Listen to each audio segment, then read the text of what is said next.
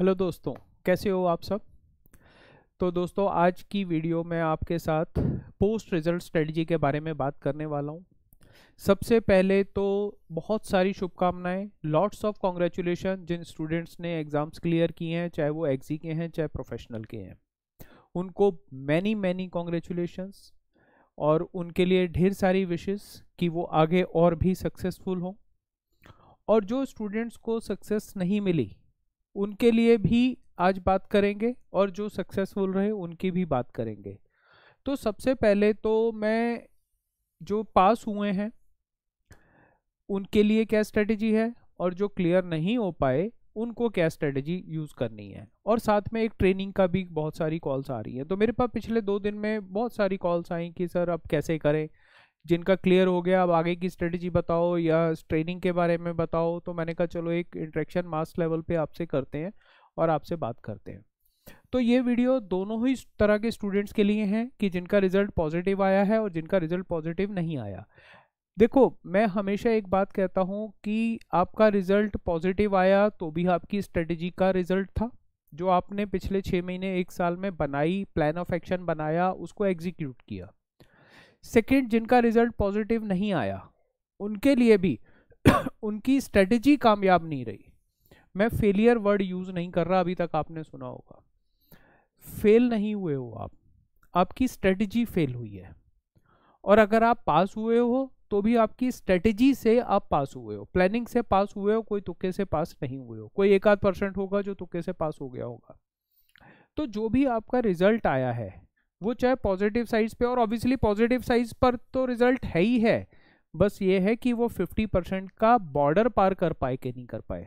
देखो, किसी के माइनस में तो आए नहीं, तो नेगेटिव रिजल्ट की तो बात करनी नहीं, हमें नेगेटिव बात ही नहीं करनी, फेलियर की बात ही नहीं करनी। और मैं हमेशा से यही बात करता हूँ कि success is never ending, failure is never final. तो जो लोग क्लियर नहीं हो पाए, सबसे पहले तो अपने आप को पुशअप करो। कोई ऐसी दुनिया खराब नहीं हो गई, रोने धोने की जरूरत नहीं है। अपने आप को बूस्टअप करो। एक और मैं बात कहता हूं कि falling down doesn't make you failure, but staying down does. गिरना बुरी बात नहीं है, बट गिर के पड़े रहना बुरी बात है। एक बच्चा जब चलना शुरू करता है, कितनी बार गिरता है। 1-2 साल का बच्चा जब चलना शुरू करता है, अगर वो ये सोच ले कि मैं चल ही नहीं सकता, तो क्या दोबारा खड़ा हो पाएगा। तो सबसे पहले उन स्टूडेंट्स को जिनको क्लियर नहीं हो पाए, अपने आप को ये चेक करना है कि उनकी स्ट्रेटजी में क्या कमी रही।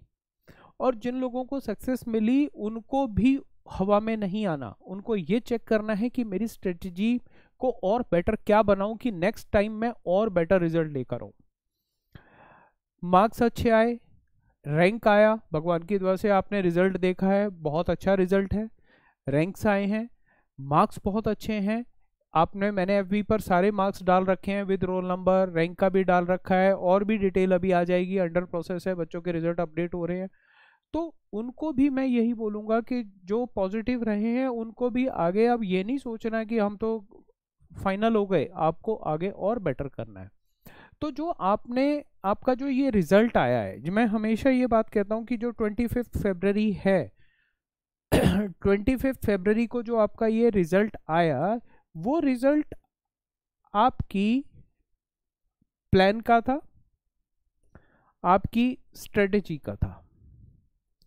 जैसे आपने बनाई, आप कैसे पढ़े, कैसे प्रैक्टिकल्स की प्रैक्टिस की, कैसे टेस्ट दिए, कैसे सेल्फ टेस्ट दिए, कैसे क्वेरीज ली, कितनी बार रिवाइज किया, कितनी बार आपने राइटिंग स्किल्स को इम्प्रूव किया, इन चीज़ों को आपने देखना है।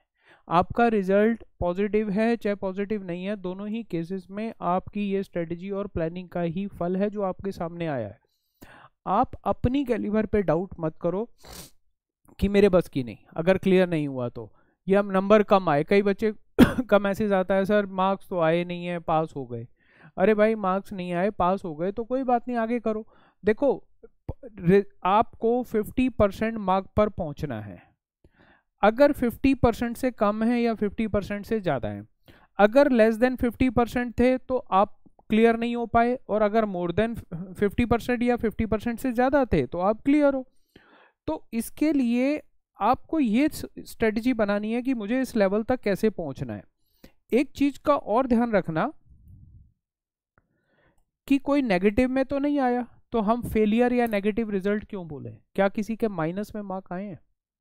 अगर आपके 100 में से 5 marks, 10 marks, 20 mark, 30 mark, 40 mark, 50, 60 आए हैं, वो तो एक स्केल है, पैरामीटर है, आपकी एबिलिटी, आपकी परफॉर्मेंस की जजमेंट बाय एग्जामिनर। अब आपने घर पे कैसी तैयारी की थी और उस 3 घंटे में कैसी तैयारी की थी, उसका रिजल्ट आया है ये आपका।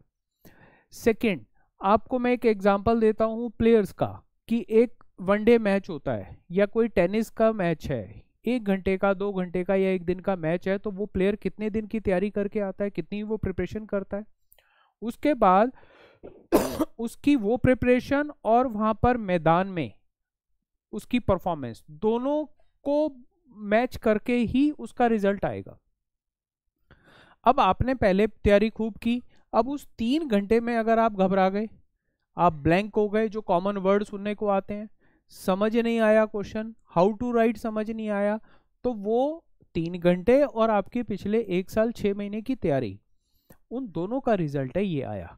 उसमें आप स्कोर कितना कर पाए, 10, 20, 40, 50, 60, 80, 90, जो भी आप स्कोर कर पाए, वो आपकी स्ट्रेटजी और प्लानिंग का ही तो था, वो कॉम्बिनेशन था आपका 6 महीने प्लस वो 3 घंटे। और एक्चुअल में तो परफॉर्मेंस वो पिच पर जाकर और मैदान पर जाकर ही तो होती है। अब एक रेसलर है, खूब तैयारी करता है, आपने दंगल पिक्चर देखी, दंगल पिक्चर में वो गर्ल्स कितनी तैयारी करती थी, उसके बाद वो 1 घंटे का मैच है, क्विक सेकंड्स में और मिनट्स में चीज बदल जाती है। सेम क्रिकेट मैच में होता है, एक बॉल आती है कि प्लेयर आउट हो जाता है और वही प्लेयर 100 मार जाता है, तो क्या वो आउट हो गया तो वो प्लेयर फेल हो गया, या कोई रेसलर हार गया तो क्या उसकी कैपेबिलिटी नहीं है? उसकी कैपेबिलिटी, अगर वो मैदान तक पहुंचा है तो उसकी कैपेबिलिटी है। अगर आप 3 घंटे के एग्जामिनेशन रूम तक पहुंचे हो तो आपकी कैपेबिलिटी तो है। अगर कैपेबिलिटी नहीं होती तो आपकी फाउंडेशन भी नहीं होती और आप इस कोर्स में आते ही नहीं। तो कैपेबिलिटी तो है, बट आपने उस कैपेबिलिटी को पूरा एक्सप्लोर नहीं किया, आपने उसको पूरा फर्निश नहीं किया, आपने उस 3 घंटे को एनालाइज नहीं किया कि कैसे परफॉर्म करना है। बच्चे सोचते हैं हमने तो खूब याद कर लिया, खूब प्रैक्टिस कर ली, बट उस 3 घंटे का प्रेशर बहुत मैटर करता है। वो 6 महीने की तैयारी को 3 घंटे में खराब भी कर देता है अगर आप नहीं उसको हैंडल कर पा रहे। तो आपके पास जो ये रिजल्ट आया है, आपके जो भी मार्क्स आए हैं वो मार्क्स अबव 40 हैं या लेस देन 40 हैं, 50 हैं, 60 हैं, जो भी हैं, और लेस देन 40 हैं। तो ये आपकी कैलिबर को जज नहीं कर रहा, ये आपकी स्ट्रेटेजी और प्लानिंग को जज कर रहा है। आपके अंदर कैलिबर तो है, तभी तो आप 2, 4, 5, 10, 20, 25, 30, 50 नंबर ले पाए। तो उस कैलिबर को फर्निश करो आगे। तो आज की वीडियो में हम यही करेंगे कि जून 21 या दिसंबर 21 एग्जाम्स हैं वो कैसे देने हैं, अपना टाइम प्लान कैसे बनाना है, और अगर ट्रेनिंग करनी है नहीं करनी तो इसके बारे में भी बात करेंगे। तो दोनों तरह के स्टूडेंट्स की बात करेंगे। एक मेरे पास और भी कॉल आती है जो काफ़ी दिन से पेंडिंग है कि स्टूडेंट्स स्टॉक मार्केट में बहुत अट्रैक्ट हो रहे हैं, सर ट्रेडिंग करनी है, अकाउंट खुलवा दो, कैसे करना है बता दो। इसके ऊपर भी मैं जल्दी ही एक वीडियो लाने जा रहा हूँ, और वो जनरल पब्लिक के लिए भी होगी कि भैया कैसे काम करना है, इसमें डू एंड डोंट्स क्या हैं। मैं उसकी भी एक सीरीज शुरू करने वाला हूं बहुत जल्दी, बट आज की बात तो हम इस वीडियो में पर्टिकुलरली इस रिजल्ट के बाद की बात करेंगे। तो अब मैं 2 बात बोलूंगा, जो सक्सेसफुल हुए उनको भी एनालाइज करना है कि कैसे इंप्रूव करना है, हवा में नहीं आना। जो सक्सेसफुल नहीं हुए उनको भी ये सोचना है कि मेरे को क्या ऐसी कमी रही जिसको मैं और इम्प्रूव करूं, और मैं अपने माइंड का भी बैलेंस रखूं और बॉडी का भी बैलेंस रखूं। अब आप अगर फर्स्ट टाइम एग्जाम दे रहे थे तो ये जान चुके हो आपके माइंड और बॉडी दोनों का बैलेंस होना भी बहुत ज़रूरी है। एग्जाम आते आते तक बच्चे बीमार पड़ जाते हैं, अच्छे भले वहाँ जाके नर्वस हो जाते हैं। तो आपको मन और तन दोनों का एक राइट बैलेंस रखना है, मेंटली भी फिट रखना है। सारी सारी रात जाग गए, एग्जाम से 1 दिन पहले सोए नहीं थे, वहाँ जाके बैठ गए, ये मैं पहली वीडियो में बता चुका हूँ बिफोर एग्जाम में। अब आपने उस टाइम अगर फर्स्ट टाइम एग्जाम दे रहे थे तो शायद मेरी बातों को पूरा समझा था या नहीं समझा था, बट अब तो एग्जाम दे के समझ चुके हो, तो आगे वो गलती तो मत करो। गलती तो इंसान करता है, हर सक्सेसफुल करता बिजनेसमैन करता है, हर सक्सेसफुल प्लेयर गलती करता है, बट सक्सेसफुल वही होता है जो गलती से सीखता है और आगे इंप्रूव करता है, ना कि ये बैठ के पड़ जाए कि मेरी किस्मत में नहीं है या मेरे बस का नहीं है। इसको तो मैं बिल्कुल बुलशिट मानता हूँ, ये बात तो करनी ही नहीं है। अगर किस्मत नहीं होती तो आप एग्जामिनेशन रूम तक ही नहीं पहुंचते, आप सीएस में आपको एंट्रेंस ही नहीं मिलती, आपको एडमिशन ही नहीं मिलता, तो ये किस्मत तो सब बकवासबाजी है। दूसरी बात आई कैलिबर, कैलिबर आपके पास थी तो नंबर आए हैं, नहीं तो माइनस में आते, जीरो आते। तो अगर वो 10 20 30 40 नंबर आए हैं तो इंप्रूव कैसे करने हैं उस पर सोचो ना, रेदर देन कि मेरे बस का नहीं। ठीक है जी। अब आते हैं कि अब सर करना क्या है। देखो मैंने कुछ प्रोबेबिलिटीज बनाई हैं इनको एक्सप्लोर करते हैं एक बार। देखो एग्जाम्स जून 21, या जिसका प्रोफेशनल में जो नई एंट्री आई है तो उनके दिसंबर 21 होंगे, तो उसकी भी बात कर लेंगे। तो एक तो एग्जाम्स की बात है और एक ट्रेनिंग की बात है। पहले एग्जाम्स की बात लेते हैं। अब एग्जाम में जिसके एग्जी के हैं, एक मॉड्यूल देना है या एक से ज़्यादा मॉड्यूल देना है, दो तरह की बात होगी। अब अगर तो आपका एक मॉड्यूल क्लियर हो गया, आपको सेकेंड मॉड्यूल देना है या फर्स्ट मॉड्यूल देना है, या प्रोफेशनल वाले हैं जिसको एक मॉड्यूल सिर्फ देना है, उसके पास आज की डेट से, आज 27 फरवरी है, आज की डेट को, आज के दिन को मैं काउंट ना करूं तो 93 डेज हैं। मैंने पूरा उसका एक्शन प्लान बना रखा है डेज वाइज, उस पर भी आते हैं। सेकेंड, जिसके दोनों ग्रुप पेंडिंग है, एक दिया था दूसरे की तैयारी कर रहे थे, अब एक भी क्लियर नहीं हुआ तो दोनों देने हैं या एक देना है, या दोनों दिए थे दोनों क्लियर नहीं हुए दोनों दोबारा देने हैं उसका एक्शन प्लान बनाते हैं। सेकेंड, प्रोफेशनल वालों का भी सेम, एक की जगह 3 मॉड्यूल हैं। और उसके बाद आ जाती है ट्रेनिंग की, ट्रेनिंग करनी है कि नहीं। देखो जो एग्जी से प्रोफेशनल में आए हैं उनके दिसंबर में एग्जाम है, उसके बारे में भी बात करेंगे। तो पहले एक बार देखते हैं हमारे पास दिन कितने अवेलेबल है। देखो ये मैंने एक रफ आइडिया बनाया कि 93 डेज हैं हमारे पास। ये मैंने डेट ली आज से लेकर 31 मई तक। तो आज के दिन को निकाल दो, तो हम बात आज कर रहे हैं बट 28 से मैंने काउंट किया, 93 डेज हैं। एक आध दिन आगे पीछे मिस कैलकुलेट हो गया हो तो अपने आप चेक कर लेना, या कोई मैथ का एग्जाम नहीं है। हमें ये समझना है कि इसका प्लान कैसे किया जाए। देखो कोई भी अगर टीम है, कोई भी बिजनेसमैन है कोई भी आर्मी है, उसका एक रिटर्न एक्शन प्लान होना बहुत जरूरी है। स्टूडेंट गलती क्या करता है, पढ़े जा रहा है, किस सब्जेक्ट को कितने दिन देने हैं, कितने घंटे देने हैं, किसी दिन 8 घंटे पढ़ लिए, किसी दिन 2 घंटे पढ़े, किसी दिन पूरी रात पढ़ लिए, किसी दिन पूरे दिन सोते रह गए। ये आपको एक रूटीन बनाना पड़ेगा, उस पर भी मैं बात करूंगा अभी। अब बात आई कि हमें 4 सब्जेक्ट्स देने हैं, एग्जी वालों की बात कर रहे हैं, या 8 सब्जेक्ट्स देने हैं। दो तरह के स्टूडेंट हैं अब एग्जी के। अब अगर 4 सब्जेक्ट्स देने हैं जिन्होंने सिर्फ एक मॉड्यूल देना है, तो नंबर 1 स्टडी है, नंबर 2 रिवीजन है। तो मैं कहता हूं कि रिवीजन 2 होनी चाहिए, 2 रिवीजन जरूरी है। पूरी एक बार आप थोरो स्टडी करो, लर्न करो, और उसको 2 बार रिवाइज करो, जो अब हो सकता है 93 डेज की पॉसिबिलिटी मुझे नजर आ रही है। उस 2 रिवीजन में मैंने फर्स्ट रिवीजन दिया है 4 सब्जेक्ट मल्टीप्लाई बाय 5 डेज, मतलब 20 डेज, 5 डेज ईच आप 4 सब्जेक्ट को रिवीजन के लिए दो, और सेकेंड रिवीजन दो 12 डेज। तो 4 सब्जेक्ट 3 डेज पर, तो 4 सब्जेक्ट के 3 दिन आ गए, तो 2 रिवीजन हैं तो 32 डेज निकाल दें तो हमारे पास दिन बचते हैं अब 61 डेज। इन 61 डेज में आपको 4 सब्जेक्ट्स प्रिपेयर करने हैं। तो इसका एक बार प्लान देखते हैं कैसे बनेगा। सपोज हम 28 फरवरी से, कल से पढ़ना शुरू करें, आज का दिन और आराम कर लो, 31 मई तक हम बात करें, और हम 1 जून को हमारा एग्जाम है, ये हम मान के चल रहे हैं। तो इस पीरियड को 93 डेज को हमने कैसे एलोकेट करना है। अगर 4 सब्जेक्ट्स हैं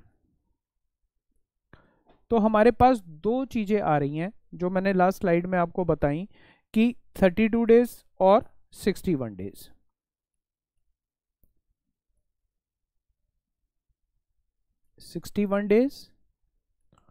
और 32 डेज। 32 डेज हमारे रिवीजन के हैं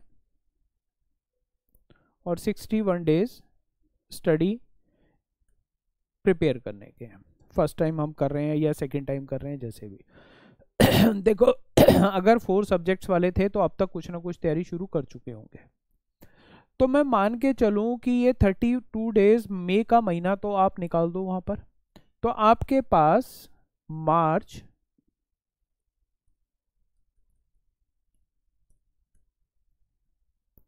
प्लस अप्रैल, ये 61 डेज हैं जो आपको 4 सब्जेक्ट्स पर। अब 61 डेज को मैं डिवाइड कर दूं 4 सब्जेक्ट से, तो अराउंड 40 डेज पर सब्जेक्ट आ रहे हैं। अब आप इसको एक सब्जेक्ट को एक बार उठा के 15 दिन कर लो, या आप 30 डेज में 2 कर लो। अब किस सब्जेक्ट को कितना टाइम देना है ये आपने एलोकेट करना है। अब मान लो सेकंड मॉड्यूल है आपका, सिक्योरिटी लॉ है, इकोनॉमिक लॉ है, एफएम है और अकाउंट्स है, तो हर सब्जेक्ट को तो 15 डेज नहीं देने। अब आपके ऊपर है कि आपको किस सब्जेक्ट में कितना टाइम लगेगा। किसी का प्रैक्टिकल स्ट्रांग है, किसी की थ्योरी स्ट्रांग है, तो ये अब आपको एलोकेट करना है। तो आप इस तरह से प्लान करो और एक्शन प्लान लो कि मेरे को पहले 15 दिन, मतलब आज से 28 फरवरी, मतलब कल से आप एक पहला एक्शन प्लान लो 15 डेज का। तो 14 मार्च ये आपके, ये पहला स्लॉट आया। फिर 15 मार्च से आपके फिर 14 डेज हो गए, तो ये आएगा मेरे ख्याल 29 मार्च। एक का दिन आगे पीछे देख लेना।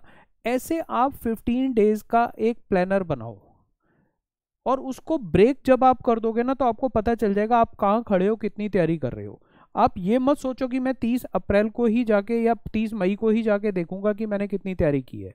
आप पहले फर्स्ट 15 डेज इनको आप चेक करो कि मैं कितनी तैयारी कर पाता हूं। अब आप इसको कम से कम एक सब्जेक्ट पूरा कर लो, या आप प्लस अगले 15 डेज, इसमें आपके 2 सब्जेक्ट एटलीस्ट पूरे हो जाने चाहिए। अब इन 30 डेज में जरूरी नहीं है कि आपको इक्वली 15 डेज देने हैं। हो सकता है किसी का 12 दिन में पूरा हो जाए तो अगले को 18 दिन चाहिए होंगे। ये आपके अपने स्ट्रेटेजी के हिसाब से होना चाहिए। बट हर हालत में आपका अप्रैल तक ये सिलेबस पूरा हो जाना चाहिए, अच्छी तरह समझकर, पढ़कर, लर्न करके। फिर आप इसके 2 रिवीजन पर आओगे। 2 रिवीजन मतलब जो आपने लास्ट 61 डेज में पढ़ा है उसको 20 डेज में फर्स्ट रिवीजन, और फिर उसको अगले 10 या 11 डेज में, फिर 12 डेज कर देता हूं, सेकेंड रिवीजन। ये रिवाइज करना है। उसके बाद बता दो कोई आपको फेल कर जाए तो। मैक्सिमम प्रैक्टिस कर रही है। अब आप ये देखो शॉर्ट कमिंग्स क्या है। लिखने में पेपर पूरा नहीं हुआ था, 3 घंटे का वो क्या था सिनेरियो जो आपको इस स्टेज पर ले आया कि आपको दोबारा देने पड़ रहे हैं, या आप पास हो गए बट घबराहट से पास हुए, अच्छे मार्क्स से पास नहीं हुए, या अच्छे मार्क्स से पास हुए तो आगे और क्या करना है। तो डू एंड डोंट्स आपको देखने हैं। उन 3 आवर्स में प्रॉब्लम क्या आती है, पेपर पूरा नहीं होता। हर बच्चे का प्रॉब्लम क्या है, सर पेपर पूरा नहीं हुआ था, हमें वहाँ समझ नहीं आया था, घबरा गए थे, ब्लैंक हो गए थे, चक्कर आ गए थे, तबीयत खराब हो गई थी, सब भूल गए थे। ये कॉमन बच्चों के आंसर्स होते हैं कि उस 3 घंटे में क्या हुआ। तो उसको पहले से अपना प्लान करो, और वो तभी होता है जब हम पूरे प्रिपरेशन से नहीं जाते, या ओवर एक्सपेक्टेशन से चले जाते हैं, या ओवर कॉन्फिडेंस या लोअर कॉन्फिडेंस दोनों खराब करता है। आपको एक नॉर्मल पर्सन की तरह जाना है। मैंने लास्ट वीडियो में भी समझाया था कि आपको अपनी बॉडी को नॉर्मल रखना है, कि आई विल डू, जो होगा मैं अपनी मेंटल जजमेंट से करूँगा तो हो पाएगा। अगर आप अपने आप को प्रेशराइज कर दोगे तो वहाँ कुछ नहीं हो पाएगा। आपको अपने आप को प्रेशराइज करना है आज कि मेरे को इन 15 दिन में, तो आपको फर्स्ट चेक कहाँ से मिल जाएगा कि मैं 15 दिन में कितना कर पा रहा हूँ। आप 15 दिन का प्लान बनाओ और उसके बाद रिव्यू करो कि मेरा हो पाया कि नहीं हो पाया। अब अगर 15 दिन में नहीं हो पाया तो अगले 15 दिन में स्पीड बढ़ा दो। अब आपको 4 स्लॉट मिल रहे हैं 15 दिन के। फिर आपका 30 मार्च से ये आ जाएगा 13 अप्रैल तक, ये आपका 3rd स्लॉट आ जाएगा, और ये 4th पार्ट हो गया आपका। 13 अप्रैल के बाद ये हो जाएंगे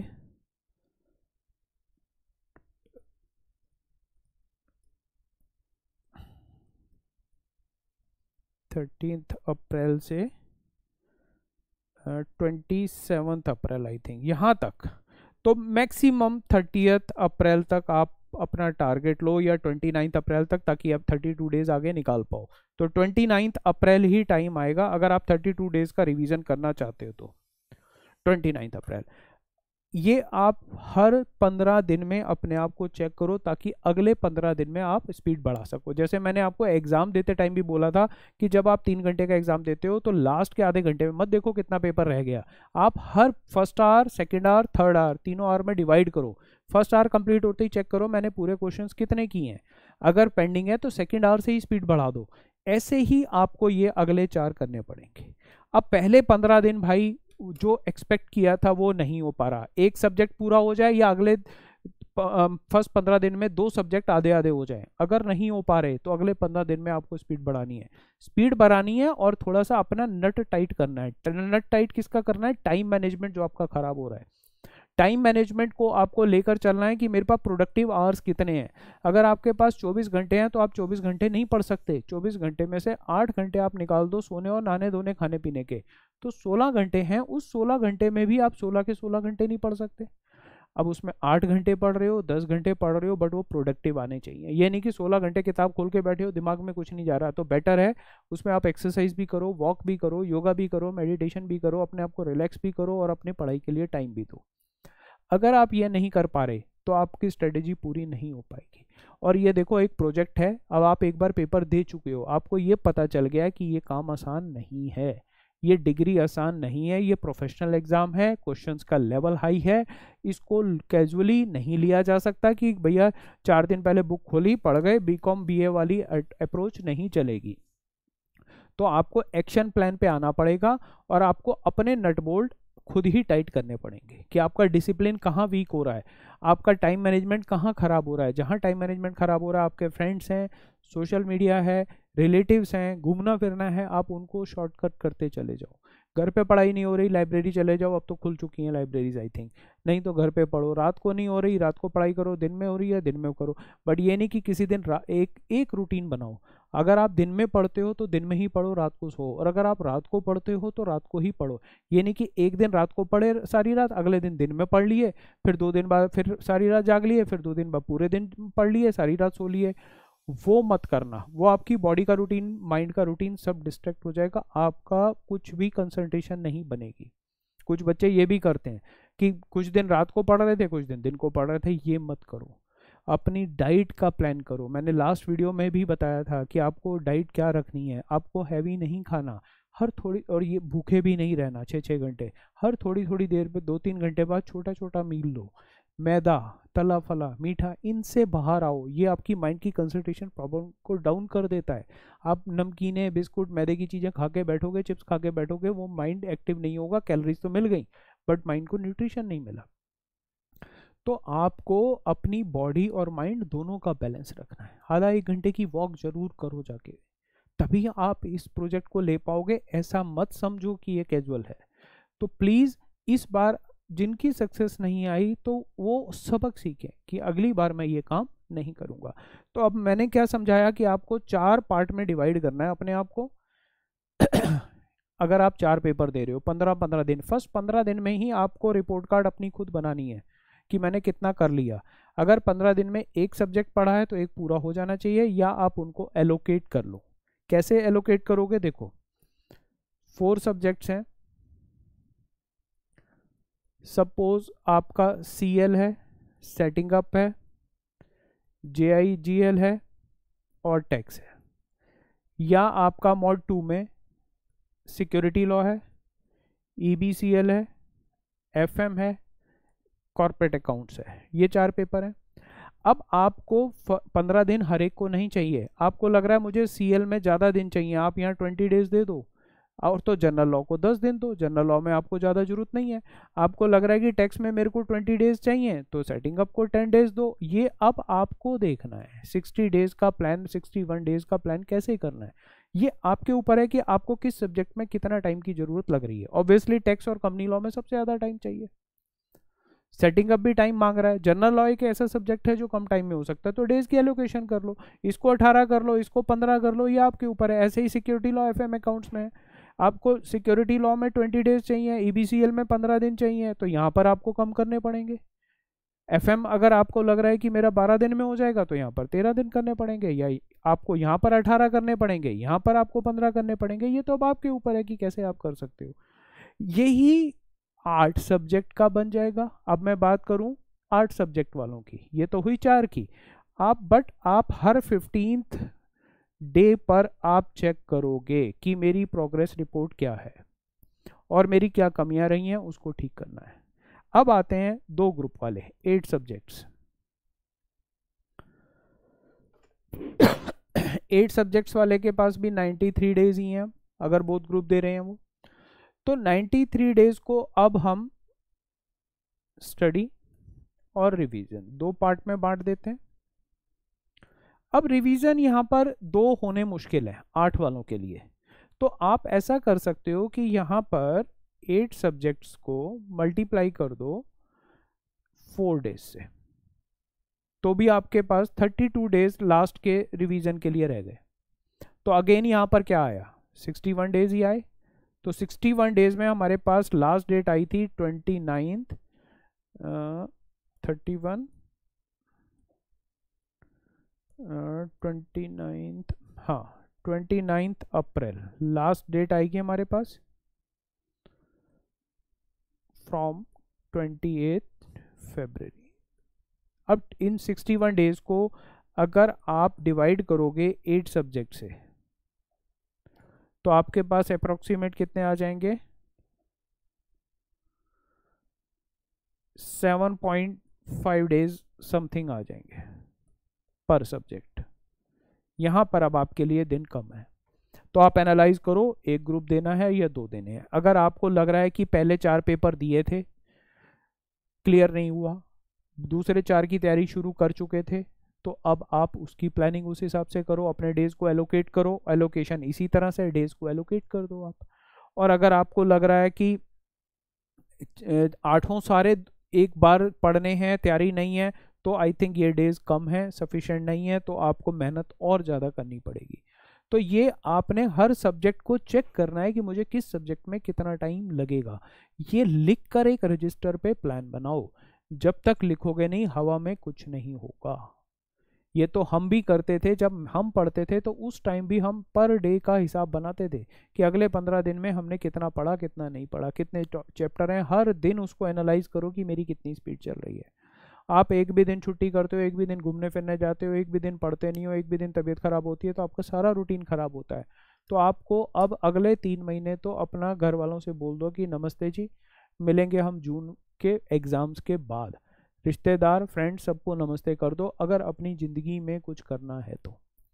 ये एक रिजल्ट आपको आईना दिखा चुका है कि क्या करना है। तो आई थिंक अब काफ़ी कुछ आपको क्लियर हो जाएगा कि एक ग्रुप वाले, 2 ग्रुप वाले किस तरह से अपने आप को प्लान करें। नेक्स्ट अब आते हैं कि जो एग्जी से प्रोफेशनल में आए हैं,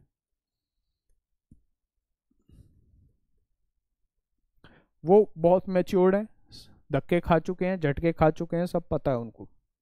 उनको क्या करना है, एग्जी से जो प्रोफेशनल में आए हैं उनके लिए एग्जाम है अब दिसंबर 21 में। ऑल ग्रुप्स दे सकते हैं हम। अब उनका क्वेश्चन आ रहा है कि सर ट्रेनिंग करें या नहीं, स्टडी प्लस ट्रेनिंग। अब ट्रेनिंग 21 महीने की हो गई है। देखो, जिसका प्रोफेशनल का एक भी ग्रुप क्लियर नहीं है तो मान के चलो ट्रेनिंग में वो मजा नहीं आता और आसानी से मिलती भी नहीं है, जो प्रैक्टिकली मैं देख रहा हूँ। हर जगह ये मांगा जाता है कि एटलीस्ट एक आध ग्रुप क्लियर हो, 1-2 ग्रुप, क्योंकि छुट्टियों में लेने में दिक्कत आएगी। आप अभी से ट्रेनिंग ज्वाइन करते हो, अगर आपको लगता है कि मेरे पास टाइम नहीं है सफिशिएंट, मैं डिग्री को ज़्यादा लेट नहीं कर सकता, तो ट्रेनिंग ज्वाइन कर लो। तो फिर आप तीनों मॉड्यूल की मत सोचो, क्योंकि आपको पढ़ना भी है और ट्रेनिंग भी करनी है।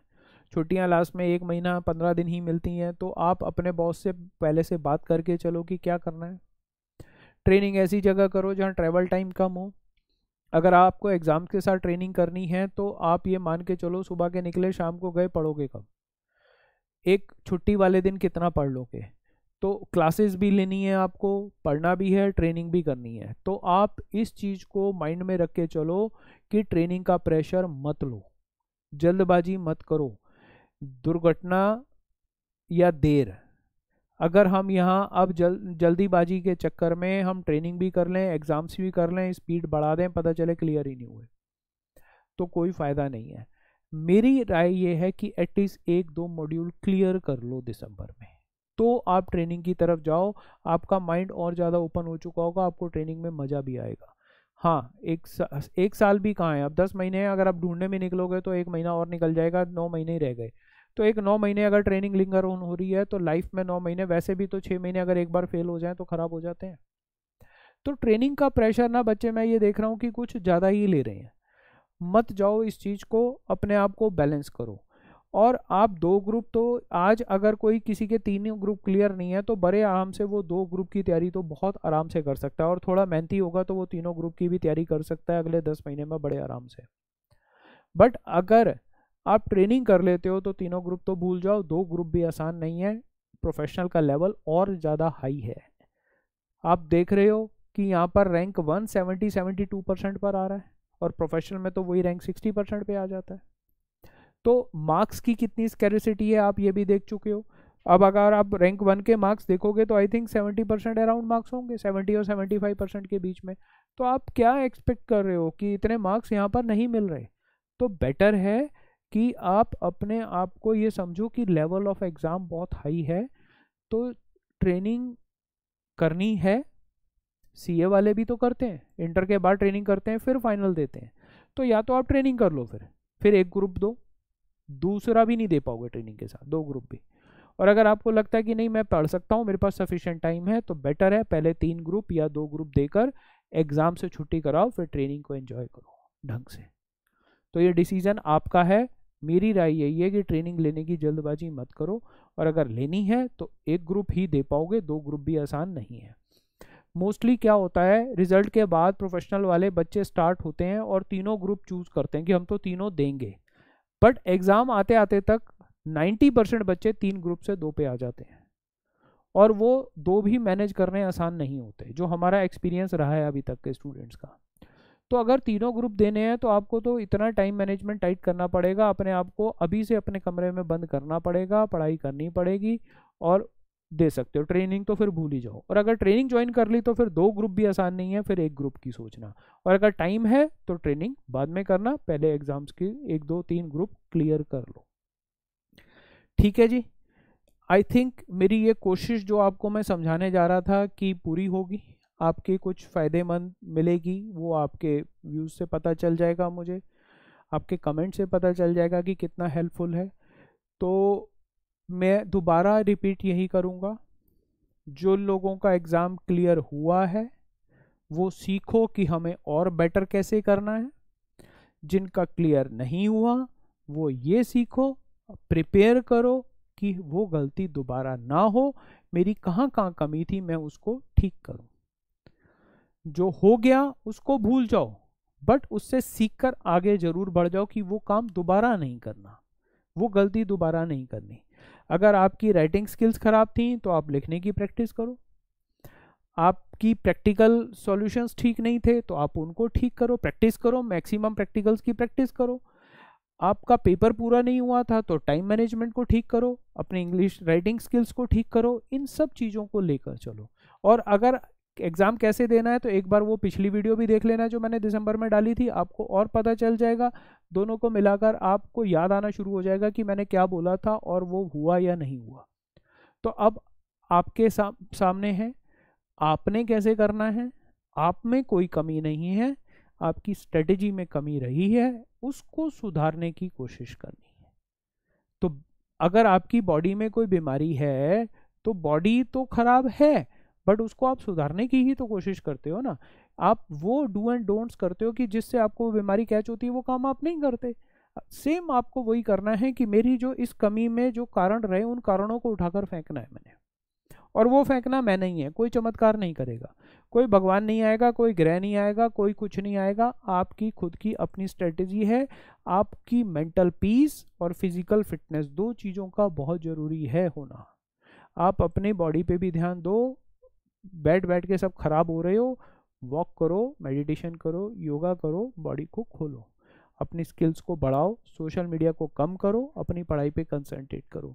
पास्ट ईयर के क्वेश्चंस को ज़्यादा से ज़्यादा प्रैक्टिस करो। गाइडलाइंस आंसर इंस्टीट्यूट की साइट पर है, उसके बारे में भी मैंने बताया हुआ है, वो सब आपने करना है। ठीक है जी, तो wish you all the best.